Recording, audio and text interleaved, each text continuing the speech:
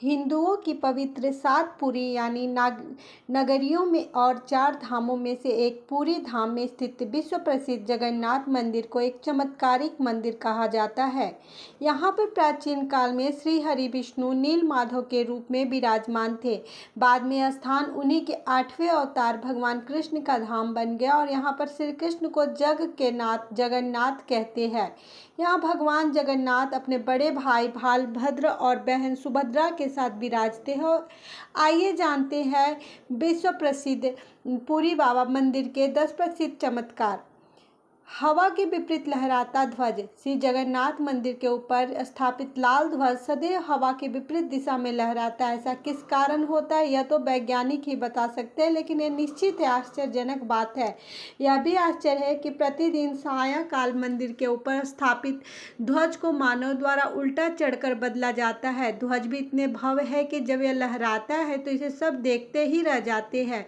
ध्वज पर शिव का चंद्र बना हुआ है और हनुमान जी द्वारा मंदिर के आसपास विवर्तन पैदा किया जाता है, जिसके चलते ध्वज विपरीत दिशा में लहराता है।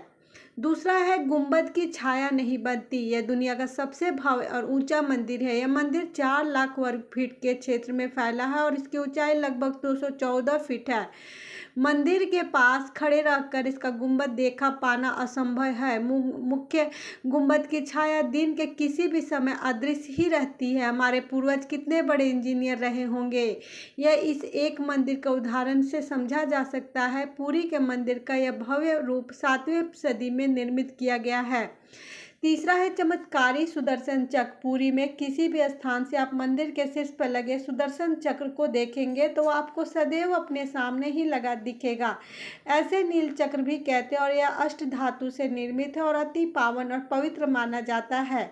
चौथा है हवा की दिशा। सामान्य दिनों के समय हवा समुद्र से जमीन की तरफ आती है और शाम के दौरान इसके विपरीत, लेकिन पुरी इसका उल्टा होता है।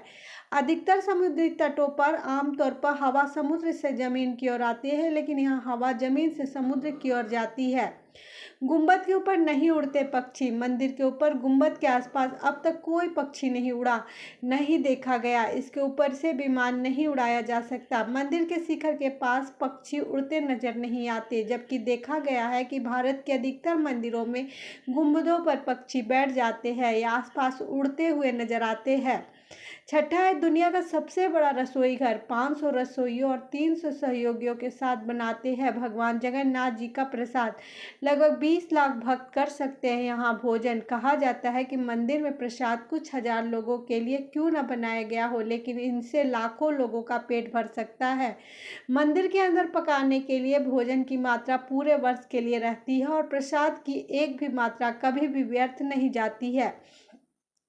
सातवां है सबसे ऊपर रखा प्रसाद पहले पकता है। मंदिर की रसोई में प्रसाद पकाने के लिए 7 बर्तन एक दूसरे पे रखे जाते हैं और यह सब लकड़ी पर ही पकाया जाता है। इस प्रक्रिया में शीर्ष बर्तन में सामग्री पहले पकती है और फिर क्रमशः नीचे की तरह एक के बाद एक पकती जाती है, अर्थात सबसे ऊपर रखे बर्तन का खाना पहले पक जाता है, न कि चमत्कार है। 8वां समुद्र की ध्वनि। मंदिर के सिंह द्वार में पहला कदम प्रवेश करने पर ही आप सागर द्वारा निर्मित किसी भी ध्वनि को नहीं सुन सकते। आप एक ही कदम को पार करें तब आप इसे सुन सकते हैं। इस शाम को स्पष्ट रूप से अनुभव किया जा सकता है। इस तरह मंदिर के बाहर स्वर्ग द्वार है, जहां पर मोक्ष प्राप्ति के लिए 100 जलाए जाते हैं, लेकिन जब आप मंदिर से बाहर निकलेंगे तभी आपको लाशों के जलने की गंध महसूस होगी। 9वां है रूप बदलती मूर्ति। यहाँ श्री कृष्ण के जगन्नाथ कहते हैं कि जगन्नाथ के साथ उनके भाई बलभद्र और बहन सुभद्रा विराजमान है। तीनों की यह मूर्तियाँ काष्ठ की बनी हुई है और यहाँ प्रत्येक 12 साल में एक बार होता है प्रतिमा का नव कलेवर। मूर्तियाँ नहीं जरूर बनाई जाती, लेकिन आकार और रूप वही रहता है। कहा जाता है कि उन मूर्तियों की पूजा नहीं होती, केवल दर्शनार्थ रखी गई है।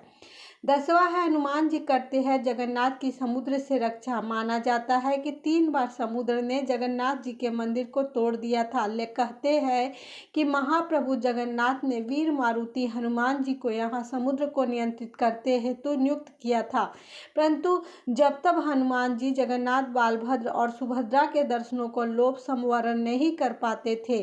वे प्रभु के दर्शन के लिए नगर में प्रवेश कर जाते थे और ऐसे में समुद्र ने उनके पीछे नगर में प्रवेश कर जाता था। केसरी नंदन हनुमान जी की इस आदत से परेशान होकर जगन्नाथ महाप्रभु ने हनुमान जी को यहाँ स्वर्ण बेड़ी से आबद्ध कर दिया। यहाँ जगन्नाथपुरी में ही सागर तट पर बेदी हनुमान का प्राचीन और प्रसिद्ध मंदिर है। भक्त लोग बड़ी